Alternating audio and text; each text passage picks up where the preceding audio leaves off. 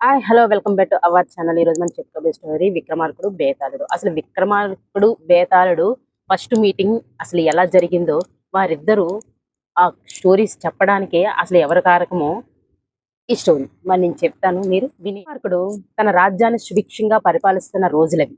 ఒక రోజు ఒక శాంతశీలుడైన ఒక మునీశ్వరుడు వచ్చి ఒక దానిమ్మ పండు ఇచ్చాడు. అయ్యా, ఇది నా తోటలో పండిన దానిమ్మ పండు అని చెప్పేసి రాజుకి మీకు ఇవ్వాలని ఆ, వచ్చానండి అని చెప్పేసి ఆ శాంతశీరుడు విక్రమార్కుడికి ఒక దానిమ్మ పండు ఇచ్చాడు. ఇస్తే దాన్ని తీసుకొని భటులు ఒక దగ్గర పెట్టారు. అలా తర్వాత రోజు కూడా శాంతశీరుడు వచ్చి ఒక దానిమ్మ పండు అలా రోజు ఓ దానిమ్మ పండు ఇస్తూ వచ్చాడనమాట విక్రమార్కుడు. ఈ భటులు ఆ దానిమ్మ పళ్ళన్నీ తీసుకొని ఒక దగ్గర భద్రపరచగా ఏ ఒక్క దానిమ్మ పండు కూడా అవి పాడవలేదు. అప్పుడే చెట్టు నుంచి కోసిన పండులాగా ఫ్రెష్‌గా ఉన్నాయన్నమాట. పాడవలేదు. అప్పుడు విక్రమార్కుడు గారి బట్టి వచ్చి, రాజావారు, ఆ మునీశ్వరుడిచ్చిన దానిమ్మ పండు ఒక్కటి కూడా పాడవలేదు.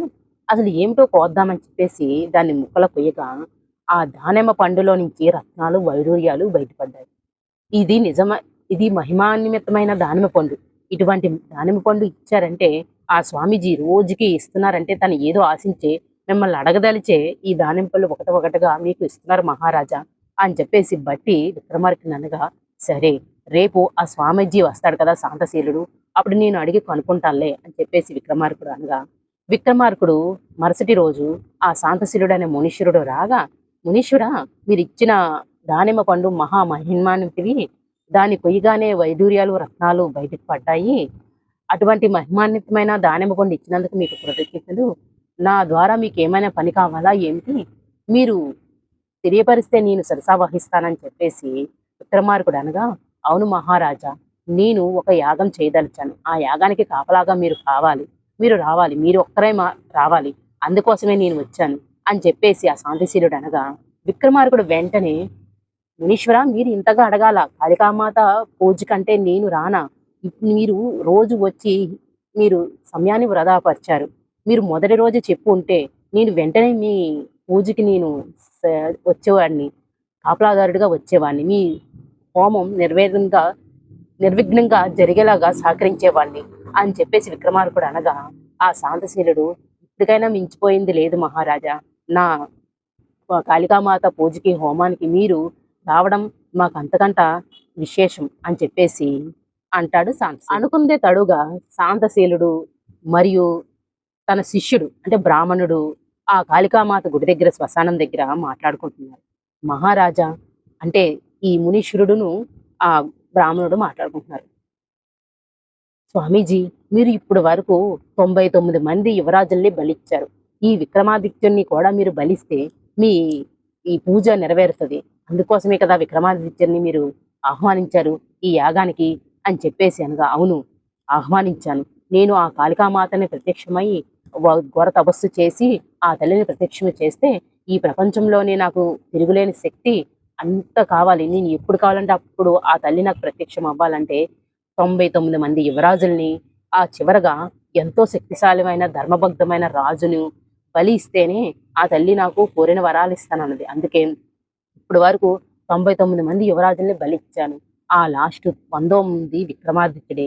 అతను మహా మంచి గుణవంతుడు, తెలివైన వాడు, ఎంతో ప్రజల మన్నన పొందిన రాజు కాబట్టిగా తనను బలిస్తే నా యాగం పూర్తవుతుంది. అప్పుడు నాకు అనుకున్న వరాలు ఆ తల్లి ఇస్తుంది అని చెప్పేసి ఆ శాంతిశీలుడు అనగా, బల బల అని చెప్పేసి అంతలోనే విక్రమాదిత్యుడు రా అని వచ్చాడు. నమస్కారం గురువర్య అని చెప్పేసి, ఆ నమస్కారం, మీరు కట్ట సమయానికే వచ్చారు, రండి అని చెప్పేసి, మీరు మొదటగా చేయవలసిన పని, ఈ అడవికి 9 కోసాల దూరంలోని ఒక శ్మశానం ఉంది. ఆ శ్మశానం దగ్గర ఒక మర్రి చెట్టు ఉంది. ఆ మర్రి చెట్టు దగ్గర ఒక బేతాళుడనే ఒక ముని తలకిందులుగా వేలాడి ఉంటాడు. అంటే దెయ్యం. బేతాళుడు అనే ఒక ఈ దెయ్యం అనమాట. తనని తీసుకొస్తేనే ఈ యాగం పూర్తవుతుంది. తాను మాట్లాడాలని, నిన్ను మౌనభంగం చెయ్యాలని, ఏ విధంగానైనా సరే మాట్లాడించాలని ప్రయత్నిస్తాడు. పొరపాటున కూడా నువ్వు మాట్లాడొద్దు విక్రమాదిత్య. మాట్లాడకుండా తన్ని ఇక్కడ తీసుకురా. అప్పుడే మన యాగం పూర్తవుతుంది అని చెప్పేసి ఆ శాంతశీలుడు అనగా, ఈ విక్రమాదిత్యుడు అలాగని చెప్పేసి బయలుదేరతాడు. ఈ సమయంలోని తను బయలుదేరుతున్న సమయంలోని ఆ బ్రాహ్మణుడు ఈ అదే మునివర్యుణ్ణి అడుగుతాడు. మునివర్య, ఆ బేతాళుడెవరు? విక్రమార్కుడు వచ్చాడు కదా! తను బలిచ్చేస్తే ఈ పని అయిపోతుంది కదా! మీ యాగం పూర్తవుతుంది. మీకు అనుకున్న వరాలు కూడా పొందుతారు కదా! ఎందుకు మళ్ళీ విక్రమాదిత్యుని ఆ బేతాళుడి దగ్గరికి పంపించారు? అని చెప్పేసి ఈ బ్రాహ్మణుడు స్వర్గలోకంలో ఉన్న ఒక దేవవర్షుడు. తను ఒకరోజు ఏం జరిగిందంటే, ఈశ్వరుడు ఈ ఈశ్వరుడిని పార్వతీదేవి నాకు ఎవ్వరికీ తెలియని వింత వింత కథలు వినిపించండి అని చెప్పేసి పార్వతి కోరికగా అడగా, ఈశ్వరుడు ఇప్పటి వరకు ఎవ్వరికీ తెలియని వింత వింత విచిత్రమైన కథల్ని చెప్తాడు పార్వతీదేవికి. అవి దొంగసాటుగా ఆ బ్రాహ్మణుడు విని తన భార్యకి చెప్తాడు. తన భార్య ఇతరులకి అలా లోకమంతా తెలిసిపోతుంది. లోకమంతా తెలిసిపోతే పార్వతికి ఒక రోజు ఈ విషయం తెలిసి ఈశ్వరుణ్ణి నిలదీస్తుంది. అదేటి ఈశ్వర స్వామి, మీరు ఎవ్వరికీ తెలియని ఇప్పటి వరకు తెలియని వింత వింత కథలు నాకే చెప్పానని చెప్పి లోకమంతా తెలిసిన కథలు నాకు చెప్పారేమిటి అని చెప్పేసి కోపగించగా, అప్పుడు వెంటనే ఈశ్వరుడు యోగా ఈ లో ఆలోచించి ఎవరు ఈ అంతటికే కారణం అని ఆలోచించి వెంటనే ఈ పంతులే దొంగసాటుగా విని ఈ కథల్ని లోకమంతా ప్రచురించారు. తన ఆవిడకి చెప్పాలి, ఆవిడ అందరికీ చెప్పించిందని చెప్పేసి ఈశ్వరుడికి కోపం వచ్చి ఆ బ్రాహ్మణ్ణి నువ్వు దెయ్యానివై అంటే బేతాళుడు అని ఒక రాక్షసుడివై దెయ్యానివై భూలోకంలోని ఒక మర్రి చెట్టుకి వేలాడుతూ ఉండు.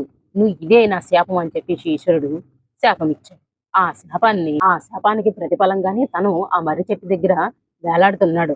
ఆ ఇరువురిని తీసుకొస్తే ఆ ఇరువురిని కూడా ఆ తల్లికి బలిచ్చానంటే నాకు ఇంకా శక్తులు వస్తాయి, ఈ ప్రపంచాన్ని నేను ఏలగలను అని చెప్పేసి ఆ మునివరుడు అనగానే ఆ బ్రాహ్మణుడితో అని చెప్పేసి తను ఉంటాడు. ఈలోపు ఈ విక్రమార్జుడు 9 కోసాల దూరంలో ఉన్న ఆ చెట్టు దగ్గరికి నడుచుకొని వెళ్ళి వెంటనే బేతాళుడు కనిపెడతాడు. రా విక్రమాదిత్య రా, నీకోసమే నేను ఇన్ని సంవత్సరాలు ఇన్ని యుగాలు ఎదురు చూస్తున్నా మహారాజా, రండి నాకు ఈ ముక్తిని కలిగించండి. నేను చేసిన పాపాలకి ఆ పరమశివుణ్ణి కాళ్ళ మీద పడి ప్రాధేయపడగా కొన్ని యుగాలకి ఒక మహా విక్రమార్కుడని ఒక రాజు మంచి రాజు వస్తాడని చెప్పాడు. ఆ రాజే నాకు ఈ శాపవిమోచన కలిగిస్తాడని చెప్పేసి ఆ పరమశివుడు నాకు వరం ఇచ్చాడు. రా రా విక్రమాదిత్య రా, నన్ను తీసుకెళ్ళి నాకు విమోచనం కలిగించు అని చెప్పేసి అంటాడు. నేను నాకు తెలిసిన కథలన్నీ చెప్తాను, నువ్వు దానికి సమాధానం చెప్పాలి. తెలిసి చెప్తే తెలిసి చెప్పకపోతే నీ తల 1000 ముక్కలవుతుంది. తెలియకపోతే మౌనభంగం తెలిసి చెప్తే మౌనభంగం అవుతుంది. తెలిసి చెప్పకపోతే నీ తల 1000 ముక్కలవుతుంది అని చెప్పేసి ఈ బేతాళుడు అనగానే విక్రమార్కుడు ఒక్క మాట కూడా మాట్లాడకుండా మౌనంగా చెట్టెక్కి తన మళ్ళీ భుజాల మీద వేసుకొని నడక ప్రారంభించాడు. అప్పుడు ఈ బేతాళుడు తనకు నచ్చిన కథలన్నీ ఒకటిగా చెప్పడం ప్రారంభించాడనమాట. అసలు విక్రమార్కుడు బేతాళుడు కథలు ఎన్నెన్నో అసలు ఎక్కడి నుంచే కథలు అన్నీ పుట్టుకొచ్చాయన్నమాట. అసలు మొదటగా విక్రమార్కుడు బేతాళుడుకి జరిగినది అసలు వీళ్ళిద్దరిని మీట్ అవ్వడానికి కారణం శాంతశీలుడు విక్రమార్కుడిని చంపాలనే ఉద్దేశంతోటే ఆ విక్రమార్కుని పిలిపించాడు. కానీ విక్రమార్కుడితో పాటు ఆ బేతాళును కూడా బంధించి ఆ కాళికామాతకి బలిస్తే తనకి ఇంకా శక్తులు వస్తాయని చెప్పేసి వారిద్దరిని ఇలాగా కలిపాడనమాట. ఈ కాలక్రమేణా ఎన్నో సంవత్సరాలు ఎన్నో ఏళ్ళు విక్రమాదిత్యుడు బేతాళుని తీసుకురావడంతోటే సరిపోతుందనమాట. రోజు తన పని అదే అనమాట. ఇలాగా పుట్టుకొచ్చినాయి ఎన్నో కథలు. ఈ మొదటి కథ ఇది స్టార్టింగ్. ఎండింగ్ కథ కూడా నేను చెప్పాను, అది మీరు ఒకసారి వినండి. అది కూడా చాలా బాగుంటుంది. ఈ మధ్యలో కథలు ఇది స్టార్టింగ్ కదా, అది ఎండింగ్ కదా. Okay bye friends. నా స్టోరీస్ కానీ నచ్చితే లైక్ చేయండి, షేర్ చేయండి, సబ్స్క్రైబ్ చేసుకోండి.